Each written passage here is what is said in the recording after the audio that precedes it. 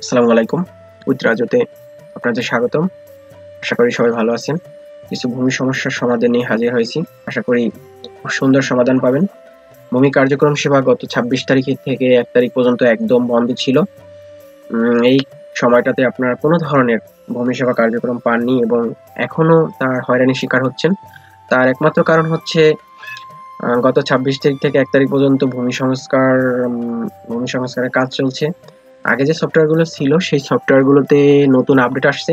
সেই আপডেটের কারণে কিছু নতুন এখন কিছু কারিগরি ত্রুটি প্রবলেম দেখা দিচ্ছে। সেই প্রবলেমের কারণে আপনারা কাজ করতে পারতেছেন না। এটা নিয়ে সমাধান করা হচ্ছে। ভূমি ব্যবস্থাপনা অটোমেশন এই সমস্যার সমাধান করতেছে। আশা করি খুব শীঘ্রই আপনারা সমস্যার সমাধান পাবেন।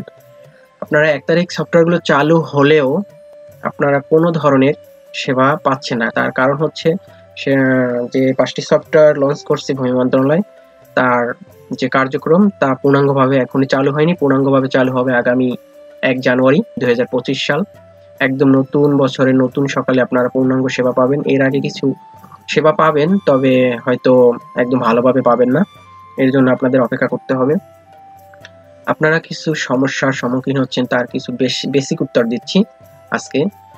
যেমন নাগরিক যে সেবাগুলো আছে, খাজনা বা দাখিলা বলেন বা মিউটেশন আবেদন বলেন, মিউটেশন সর্বশেষ অবস্থা, ডিসিআর কাটা, ডিসিআর কি জমা দেয়া, এগুলো আপনারা একদমই করতে পারতেছেন না।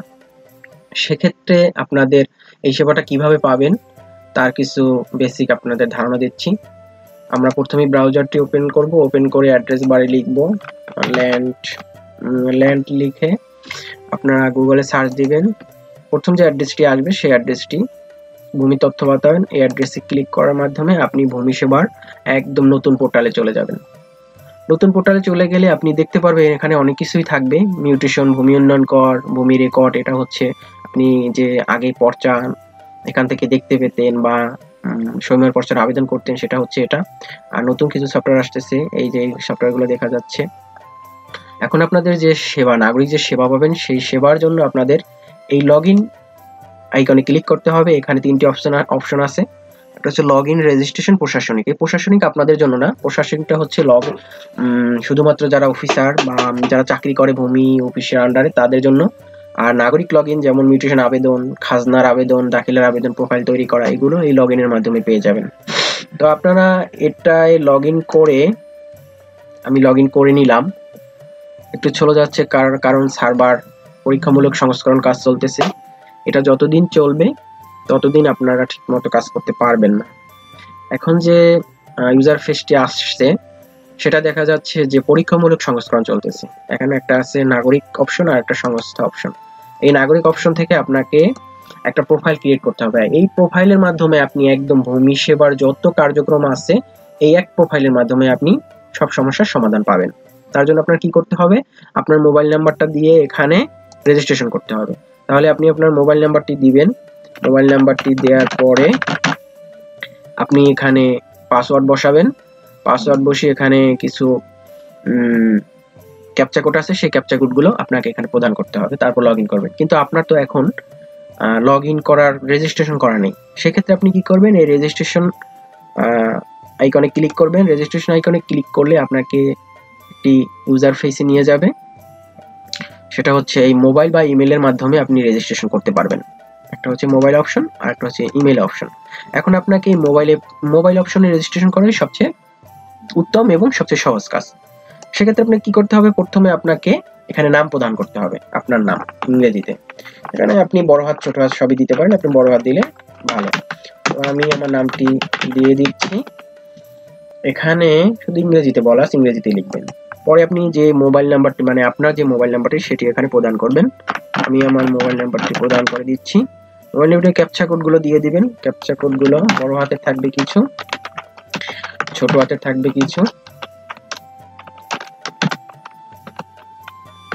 এগুলো আপনি দিয়ে দিবেন বড় হাত ছোট হাত মিলিয়ে।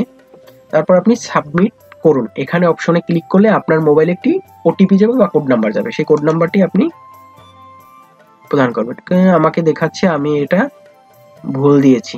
কি ভুল দিয়েছি, আমি একটি ছোট হাতের অক্ষর হবে সেটা বড় হাতের অক্ষর দিয়ে ফেলেছি। সেক্ষেত্রে আমি এটা সংশোধন করে নিলাম। সাবমিট বাটনে ক্লিক করলে আমার মোবাইলে একটি মেসেজ যাবে বা কোড নাম্বার যাবে বা ওটিপি যাই বলেন, সেই কোড নাম্বারটি আমি এখানে প্রদান করব। মোবাইলের কোড নাম্বারটি এখন আসতেছে না, আসছে মোবাইল নাম্বারের কোড নাম্বারটি। সাবমিট বাটনে ক্লিক, সাবমিট অপশনে ক্লিক করলাম, দেখা যাক কি হয়। এখন নতুন পাসওয়ার্ড তৈরি করতে হবে। এই পাসওয়ার্ডের মাধ্যমেই আপনাকে সারা জীবন আপনার প্রোফাইলে ঢুকতে হবে ভূমি সেবা পেতে হলে আপনি, তাই এটি একটি সেন্সিটিভ বিষয়। আপনি আপনার পাসওয়ার্ডটি সংরক্ষণ করে রাখবেন। আমি আমার পাসওয়ার্ডটি দিয়ে দিচ্ছি, সেট আপ করতেছি। আপনাকে পাসওয়ার্ডটি সর্বনিম্ন 8 ডিজিটের হতে হবে এবং একটি বড় হাতের অক্ষর, একটি ছোট হাতের অক্ষর, একটি বিশেষ সংখ্যা থাকতে হবে, একটি বিশেষ সংখ্যাও থাকতে হবে, বিশেষ অক্ষরও থাকতে হবে।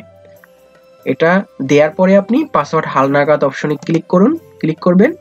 ক্লিক করার পর আপনাকে নতুন প্রোফাইলে নিয়ে যাবে, কিন্তু এখন সার্ভার মেইনটেনেন্সের কারণে আপনাকে নিয়ে যাচ্ছে না। এটা কিছুদিন পর চালু হলে আপনি যত ধরনের নাগরিক সেবা আছেন সেই সেবাগুলো এখান থেকে পেয়ে যাবেন। যেমন মিউটেশন আবেদন এখান থেকে আপনি করতে পারবেন এই প্রোফাইলের মাধ্যমে। খাজনার জন্য যে দাখিলা কাটবেন সেই দাখিলার জন্য হোল্ডিং তৈরি করা বা হোল্ডিং পাওয়া, সেটা থেকে শুরু করে আপনি সব ধরনের সেবা এই প্রোফাইলের মাধ্যমে পাবেন। তো আপনি না যখনই এই সেবা চালু হবে, মানে রেজিস্ট্রেশন করে আপনি আপনার নাগরিক প্রোফাইল তৈরি করতে না পারবেন, ততদিনে আপনি সেবাটা আর পাচ্ছেন না। এজন্য আপনাকে অপেক্ষা করতে হবে। তো বন্ধুরা, মোটামুটি ভালোই একটা